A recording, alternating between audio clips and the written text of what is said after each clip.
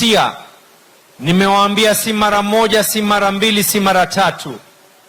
Mlikuja kwa ofisi, tukakaa katika boardroom yangu, tukakaa katika viukumbi, nikawaonesha kila njia ambayo kwamba tumejaribu ili hii ndoto iweko.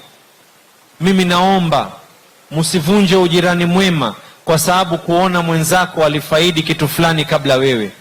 Mwenyezi Mungu, sisi tunaamini Your Excellency, kun fayakun. Mungu akisema kuwa itakuwa tu. Wakati wako kupata nyumba ilikuwa si jana, lakini Mungu amekujalia wakati wako utakuwa leo. Tumeelewana? Kwa hayo mengi, kabla sijamkaribisha waziri Your Excellency, ningeomba nitambue ma-PSs wengine ambao kwamba walikuwa wako hapa. My brother Alex from the Department of Energy. Nimeona Betsy, I think is around. Yes. I think Dakhar, nimemwona Mohamed Dakhar. And nimemwona Ray pia, I think is around. Did I see Ray? I saw Ray, he was around with us as well.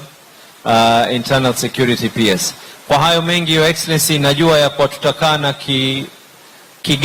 kizungumzo cha Kigaro. Leo tuko hapa na mambo ya nyumba.